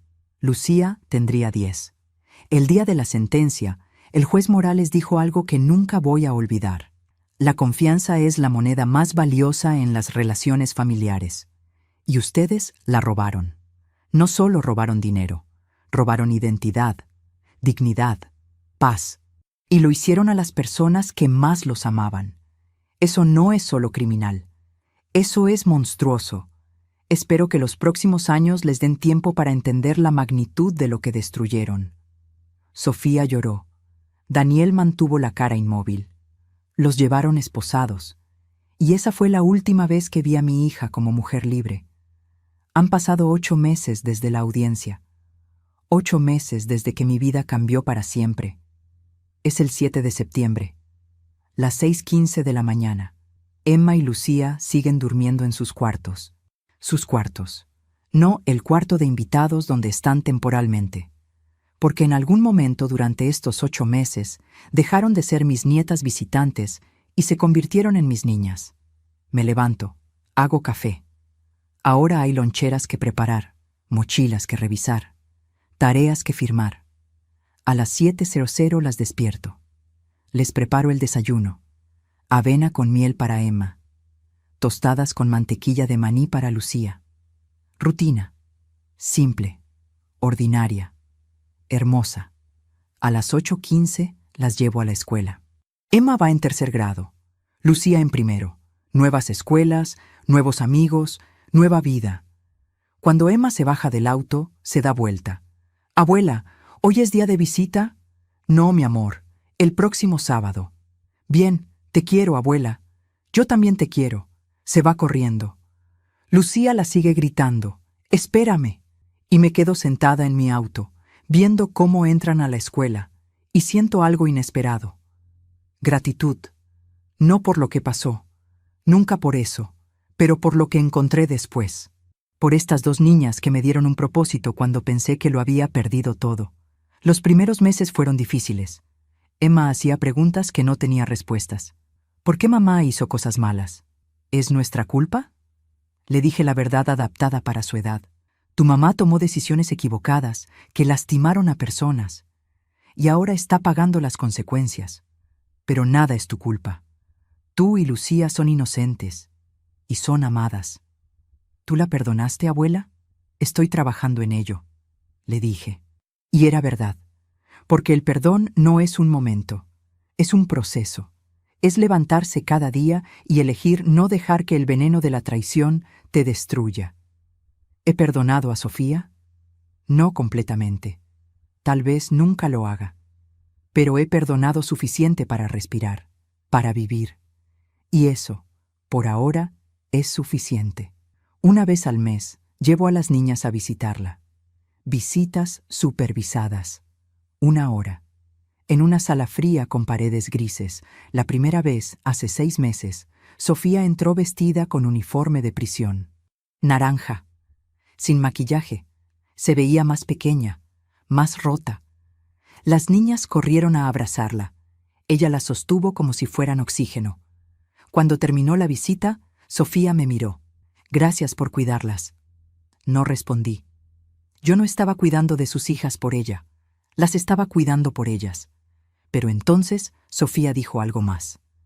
Cada noche me pregunto cómo llegué a esto. Y sigo volviendo al mismo punto. Nunca aprendí que no merecía todo solo por existir. Tú me diste tanto que empecé a creer que el mundo me debía cosas. Y cuando el mundo no me las daba, yo las tomaba. Busqué la mentira, la manipulación. Pero vi algo diferente. Vi a alguien que finalmente estaba entendiendo. No te estoy pidiendo perdón. Solo necesitaba que supieras que lo entiendo, lo que destruí. Y no puedo cambiarlo, pero puedo asegurarme de que Emma y Lucía no cometan los mismos errores. ¿Y cómo vas a hacer eso desde aquí? Con tu ayuda, enséñales lo que yo nunca aprendí. Límites, responsabilidad, gratitud, todo lo que yo nunca aprendí, porque tú tenías tanto miedo de que yo sufriera que me protegiste de todo, incluso de las lecciones que necesitaba. Ahí estaba la verdad que había estado evitando. Yo no solo había sido víctima de mi hija, también había sido, sin querer, su primer daño. No fue mi culpa que ella eligiera robar. Esa fue su elección, su crimen. Pero yo planté las semillas, sin querer, con amor. Pero las planté. Todavía me pregunto si hice lo correcto. ¿Qué habrías hecho tú en mi lugar? Si pudieras volver atrás, ¿qué harías diferente? Dime en los comentarios. Hoy es sábado, día de visita. Emma me pregunta si puede llevarle un dibujo a su mamá. Claro, mi amor. El dibujo muestra 3 figuras, una grande con cabello gris, 2 pequeñas tomadas de su mano, y una sola, separada, detrás de una pared gris. ¿Quién es quién? Tú, yo y Lucía. Y mamá está ahí, separada, pero todavía parte del dibujo, porque eso es lo que es ahora. Sofía es parte de nuestras vidas, pero separada, con límites, con consecuencias. Y tal vez así es como debe ser. No todas las historias terminan con reconciliación. No todo el amor es suficiente para sanar toda traición. A veces, la historia termina con distancia, con límites, con la dolorosa aceptación de que amas a alguien y aún así no puedes tenerlos en tu vida de la forma que una vez quisiste. Duele, pero está bien. Manejo hacia la prisión con las niñas cantando en el asiento trasero, Roberto a mi lado, mi constante, y pienso en mi madre, en su carta. Tu valor nunca dependió de lo que le diste a otros. Tu valor es tuyo. Siempre fue tuyo. Ella tenía razón. Yo pasé 28 años tratando de demostrar mi valor dando todo. Y no fue hasta que me quitaron todo que finalmente entendí. Mi valor no estaba en lo que podía dar. Estaba en quién era yo. Ya no soy la madre que salva a su hija de cada consecuencia. Ya no soy la mujer que sacrifica su dignidad por mantener la paz.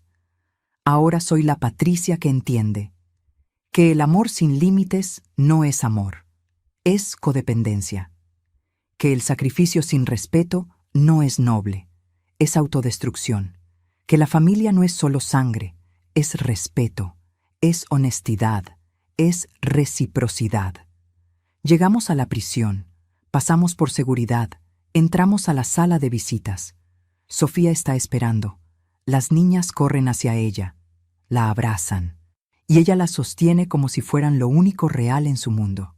Me siento, Roberto a mi lado.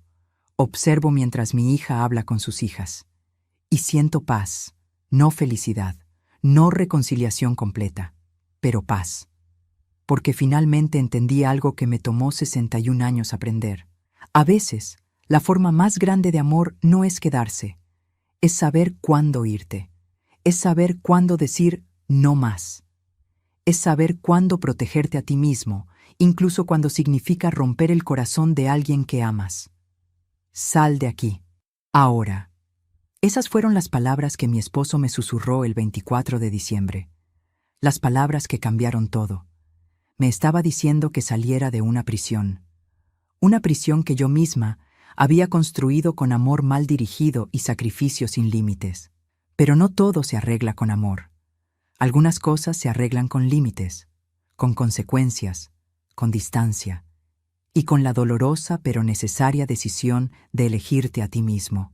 Miro a Sofía, mi hija, la niña que llevé en mi vientre, que amamanté, que crié, que amé con cada fibra de mi ser, y pienso, te amo, siempre te amaré, pero ya no te necesito en mi vida para ser completa, y esa es la libertad más grande de todas.